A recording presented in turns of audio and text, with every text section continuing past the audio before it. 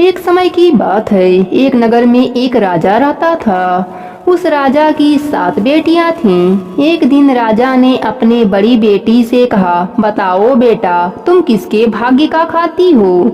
तब बेटी ने कहा, पिताजी, हम आपका दिया खाते हैं। दूसरी बेटी से राजा ने पूछा, तुम किसका खाती हो? दूसरी बेटी ने भी कहा, पिताजी, मैं भी आपका दिया खाती हूँ।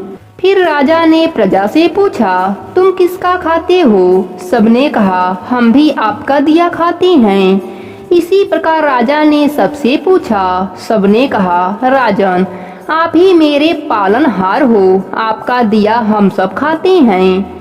सबसे छोटी बेटी से भी राजा ने पूछा, बेटी, तुम किसका खाती हो?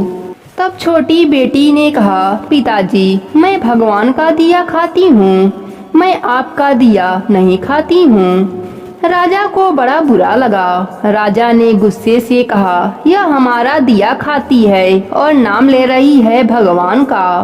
राजा ने कहा, कोई भगवान नहीं होता, अगर मैं तुझे खाना ना दूं तो तू मर जाएगी। छोटी बेटी ने कहा, पिताजी, आप करके देख लो।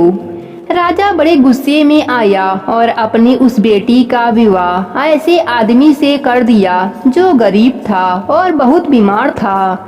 एक बार वह लकड़ीहारा जंगल में लकड़ी काटने गया और वहीं गिर गया, जिसके वजह से वह वहीं पड़ा रहता, वहीं मल मूत्र करता। ऐसे गंदे आदमी से राजा ने अपने उस बेटी का विवाह कर दिया। राजा ने अपने छोटी बेटी से कहा, अब देखता हूँ कि तुझे भगवान क्या क्या खिलाता है, अब खिलाए तेरा भगवान। राजा ने अपने 6 बेटियों का विवाह दूसरे नगर के राजकुमारों के साथ किया और एक बेटी का विवाह एक लकड़ीहारे से करा दिया। वह भी बीमार था, जो मल मूत्र भी वहीं करता था। पूरी गंदगी थी, मक्खियाँ भिन भिन कर रही थीं। छोटी बेटी बोली, कोई बात नहीं, विधाता की ऐसी ही मर्जी है। वह लड़की अपने पति के संग रहने लगी। पास में नदी था, वहीं पर ले गई, नहलाया, साफ किया। जो उसके भाग्य में था वह उसे मिला। उसका पति चल नहीं पाता था, अब वह क्या करे? अपने पति को भोजन कैसे कराए? वह जंगल की लकड़ियां बीनती और ले जाकर शहर में बेचती। जो पैसा आता उससे कुछ दवाइयां लाती, कुछ रोटियां लाती, अपने खाती और पति को खिलाती और दवाई भी खिला के सुला देती।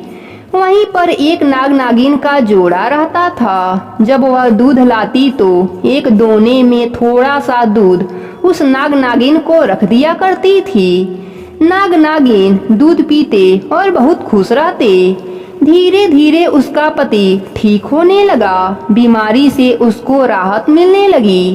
एक दिन नाग ने सोचा कि यह मेरी इतनी सेवा करती है, परोपकारी भाव है, अगर इसे धन मिल जाएगा तो यह समाज की बहुत सेवा करेगी। इस प्रकार सांप ने उसे सपने में कहा कि जहाँ हम लोग रहते हैं वहाँ बहुत बड़ा खजाना गड़ा है, तुम खोद लेना। सुबह होने पर छोटी बेटी ने खोदना शुरू किया। उसे सच्ची का खजाना मिल गया, जिसमें बहुत सा सोना चांदी था। वह तो लखपति हो गई। उसने एक बड़ा सा महल बनवाया, नगर बसाया, खूब बढ़िया ठाट बाट बनवाया। वह दोनों राजा रानी हो गए। उसका पति स्वस्थ हो गया, खूब बढ़िया राज सिंहासन पर बैठ शासन करने लगा। हाथी घोड़ा और सेना भी इकट्ठी कर ली। वहाँ एक नगर बसा लिया। इस नगर का वह राजा हो गया और वह रानी हो गई। पर उसने परोपकार नहीं छोड़ा। जो भी आता उसे भरपेट भोजन कराती, कपड़े बांटती। इस प्रकार उसके पुण्य बढ़ते चले गए और उसके पास अपार धन हो गया। एक दिन धन बांट रही थी तो उसने देखा कि लाइन में सबसे पीछे उसका बाप लगा हुआ है और उसकी बहनें भी लाइन में लगी हुई हैं भोजन करने के लिए।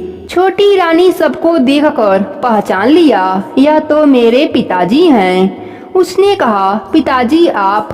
पिताजी सन रह गए, बोले, कौन हो आप? मैं आपकी बेटी छोटी, लकड़ीहारे से विवाह किया था, कुछ याद आया? हाँ हाँ, पर यह तेरा ठाट बाट कैसे? पिताजी, पहले यह बताओ कि आपकी यह दुर्गति कैसे हो गई?